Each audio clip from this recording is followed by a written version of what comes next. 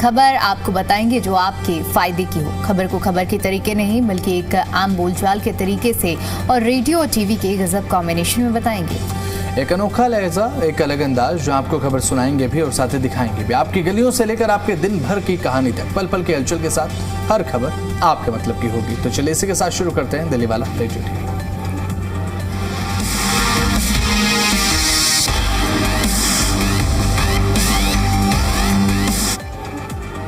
तो चलिए दीपिका, इसी के साथ करते हैं शुरुआत। और सबसे पहले अपडेट यही है कि दिल्ली की सड़कों पर अब इलेक्ट्रिक वाहनों की रफ्तार बढ़ाने की तैयारी अब सरकार ने अपने स्तर पर भी शुरू कर दी है। बिल्कुल, तो देखिए, राजधानी को प्रदूषण मुक्त बनाने के लक्ष्य के साथ ही दिल्ली सरकार 1 जुलाई से नई इलेक्ट्रिक व्हीकल पॉलिसी यानी कि ईवी पॉलिसी लागू करने जा रही है। मुख्यमंत्री रेखा गुप्ता ने इसे दिल्ली के ऐतिहासिक फैसला बताते हुए कल हमने देखा कि तमाम प्रतिक्रियाएं भी सामने आई। बिल्कुल। और ये पॉलिसी देखिए 1 जुलाई 2026 से 31 मार्च 2030 तक यानी कि एक लंबा समय है बसंत जो पॉलिसी लागू रहेगी और बहुत फायदे भी मिलने वाले हैं दिल्ली वासियों को। बिल्कुल। और इसके लिए तो सरकार ने कुल 15,000 करोड़ रुपए का एक बहुत बड़ा बजट तय किया है। इस पॉलिसी के तहत अगले 4 वर्षों में करीब 7,000 करोड़ रुपए इलेक्ट्रिक वाहनों को बढ़ावा देने के लिए सरकार खर्च करने वाली है, जबकि 8,000 करोड़ रुपए चार्जिंग इंफ्रास्ट्रक्चर को लेकर इन्वेस्ट किए जाएंगे। सब्सिडी, रोड टैक्स में राहत देने के लिए, पुराने वाहनों की स्क्रैपिंग को प्रोत्साहित करने के लिए भी सरकार अब पैसा खर्च करने जा रही है। यानी कि अगर आपके पास कोई ऐसी गाड़ी है जो पुरानी हो चुकी है तो अब आप उसे बदलते हैं तो बदलने पर आपको सिर्फ ईवी में राहत नहीं मिलेगी बल्कि आप पुरानी गाड़ी के लिए आपको कुछ कॉम्पेंसेशन भी मिलेगा। कुछ जाती जाती गाड़ी कुछ तो देगा। बिल्कुल सही बात बोली बसंत ने। तो अगर आपके पास भी ऐसी गाड़ी है जो अब जिसकी हालत नासाज हो चुकी है तो उसे बदलिए और ईवी लीजिए, क्योंकि 1 जुलाई से अब आपके लिए दिल्ली में नई ईवी पॉलिसी लागू होने वाली है। अब देखिए, नई ईवी पॉलिसी के तहत प्योर इलेक्ट्रिक वाहनों पर 100% रोड टैक्स और रजिस्ट्रेशन शुल्क माफ होगा।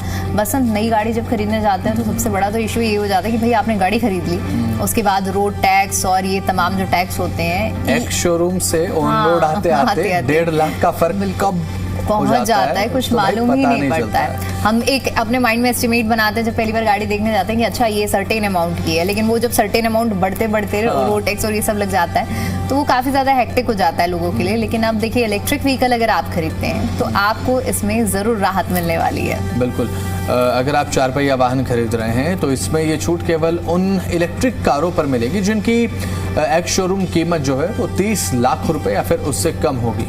तो कोशिश कीजिए कि इतने थोड़ा कम में ही रहा जाए भाई, ताकि पूरा भरपूर फायदा उठा सको, क्योंकि हम इंडियंस हैं। और 30 लाख तक में अच्छी गाड़ी, मतलब एक मिड लेवल की हम कहें कि 10 लाख तो 10 लाख तक आ जाती है और उसके बाद जितना हम बढ़ेंगे लग्जरियस उतना 30 लाख तक में आपको बढ़िया से बढ़िया गाड़ी मिल जाएगी। तो और 30 से ऊपर मुझे लगता नहीं कि भाई आप सोचेंगे जाने की, क्योंकि उसके बाद ये हो जाता है ना कि फिर उसके बाद सरकारी बेनिफिट्स तो आपको मिलेंगे नहीं जो सरकार बेनिफिट दे रही है।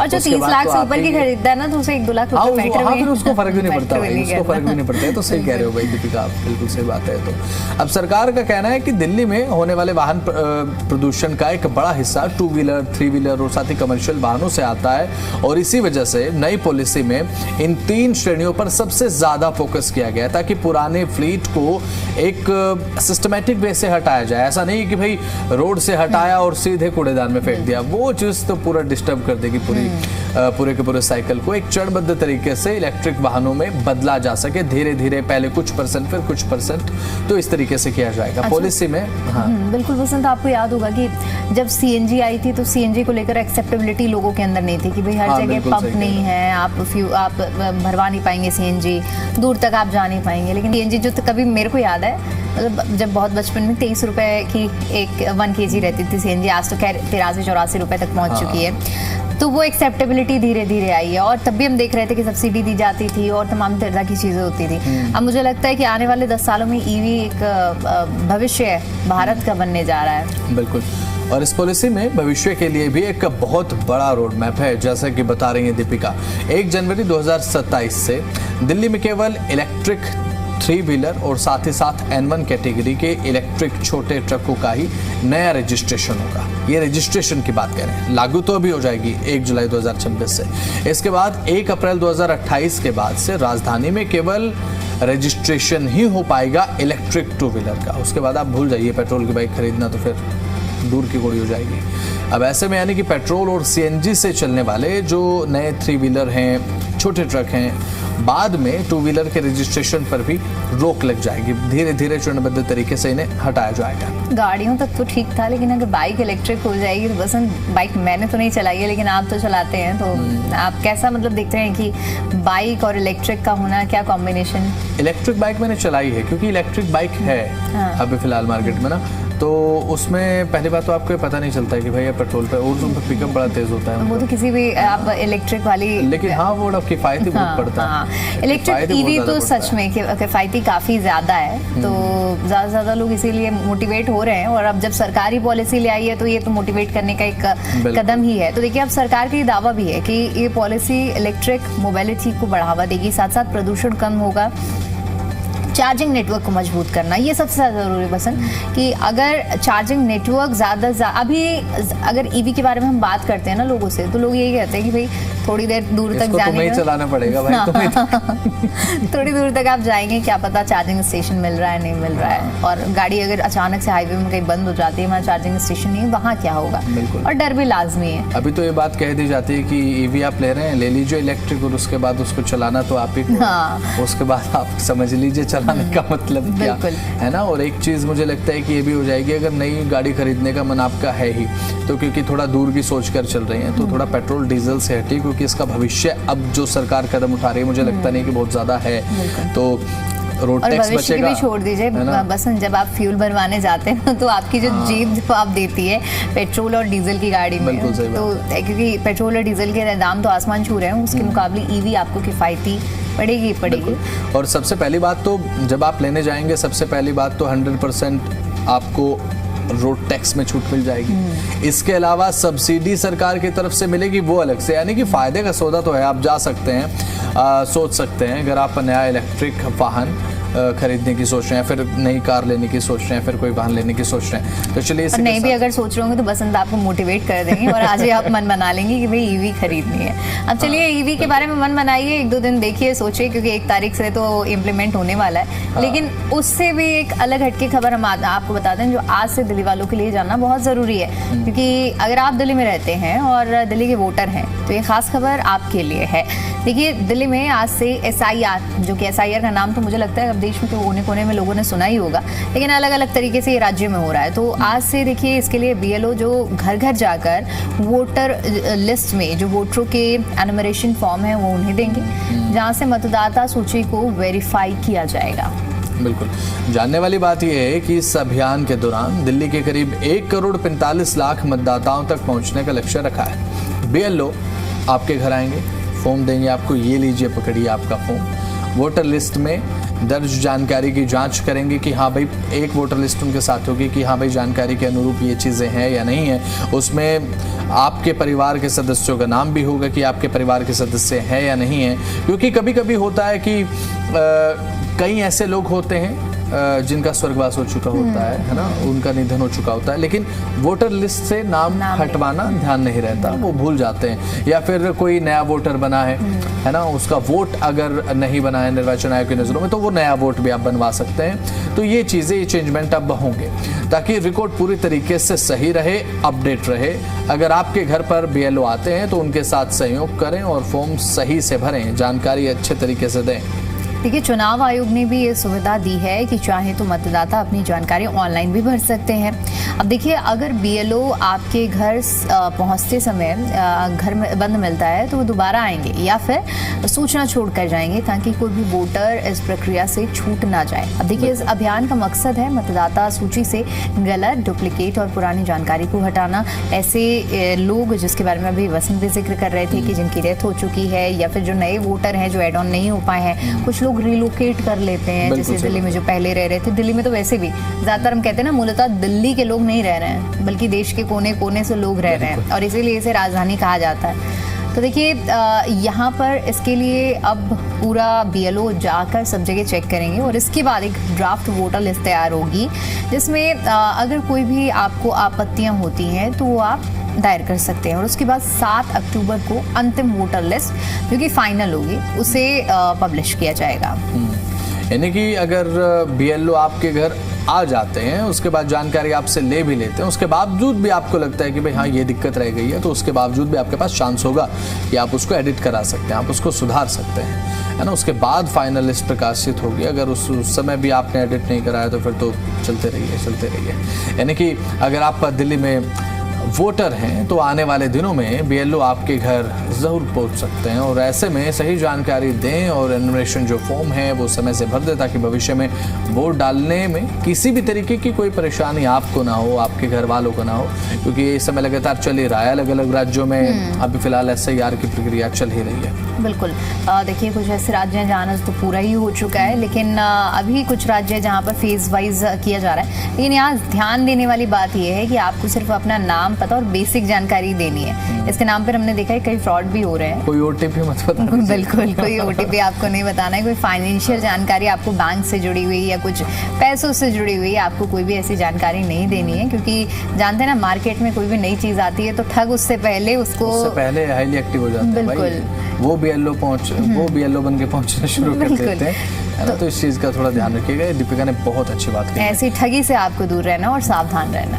तो चलिए इसी के साथ खबरों में आगे बढ़ रहे हैं। दिल्ली की सड़कों पर ट्रैफिक जाम से जूझने वालों के लिए एक राहत भरी खबर है। राजधानी में ट्रैफिक नियमों के सख्त पालन और साथ ही तकनीक के बेहतर इस्तेमाल और साथ ही सड़क पर बढ़ती हुई पुलिस की मौजूदगी का असर अब साफ दिखाई देने लगा है। देखिए पिछले 3 महीनों में दिल्ली में ट्रैफिक जाम की समस्या में करीब 1/3 तक की कमी दर्ज की गई है। उपराज्यपाल तरनजीत सिंह संधू ने ट्रैफिक व्यवस्था की समीक्षा करते हुए पुलिस अधिकारियों को आर्टिफिशियल इंटेलिजेंस यानी कि AI और डिजिटल ट्रैफिक मैनेजमेंट सिस्टम का तेजी से विस्तार करने के निर्देश दिए। वसंत, मुझे लग रहा है ऐसी कोई सी भी जगह नहीं बचेगी जहाँ पर AI का यूज ना हो। बिल्कुल सही कह रहे हो आप। हर जगह AI यूज हो रहा है अब तो।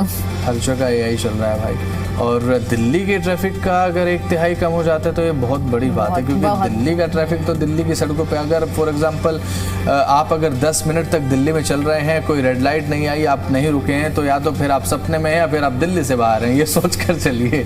इस दौरान अब पुलिस आयुक्त और साथ ही ट्रैफिक पुलिस के वरिष्ठ अधिकारियों के साथ एक उच्च स्तरीय बैठक भी हुई है, जिसमें पहले दिए गए निर्देशों की प्रगति का जायजा लिया गया। भाई पहले जो कदम उठाए थे उनका अपडेट क्या है, कहीं ऐसा ना हो कि उनका कोई फायदा ना हो रहा और हम लगातार उनको चलाते रहें, क्योंकि चेंजमेंट करना भी जरूरी होता है। आंकड़ों के मुताबिक अप्रैल से 25 जून तक के बीच में दिल्ली में उन्होंने एवरेज अगर आप देखें तो मोटा माटी ट्रैफिक जाम की लंबाई घटकर 32.43 किलोमीटर रह गई है, जबकि जनवरी से मार्च के दौरान 48.25 किलोमीटर तक थी। बिल्कुल, दिल्ली का ट्रैफिक बहुत ज़्यादा थकाऊ होता है और कोई भी नहीं चाहता कि ट्रैफिक में फंसे। तो अगर ये प्रोजेक्ट देखिए सही से चलता है, प्रोजेक्ट संगम इसको नाम दिया गया है, और दिल्ली का ट्रैफिक कम होता है तो दिल्ली वालों के लिए बड़ी राहत होगी। देखिए ऐसे 62 ट्रैफिक हॉटस्पॉट चिन्हित किए गए हैं जहाँ पर 34 महीनों में बताया जा रहा है कि महीने दर महीने जाम कम हो रहा है। 34 जगहों पर महीने दर महीने ये जाम कम हो रहा है। सबसे ज़्यादा सुधार कैलाश नगर, कुश्ता रोड, खजूरी चौक और 3 मूर्ति गोल चक्कर के पास में दर्ज किया गया, जहां ट्रैफिक का प्रवाह पहले के मुकाबले अब काफी बेहतर और उसमें चेंज और इम्प्रूवमेंट देखने को मिल रहे हैं। अब देखिए चाहे इंसान करे चाहे AI करे, मतलब मुद्दा तो ये है कि ट्रैफिक कम होना चाहिए।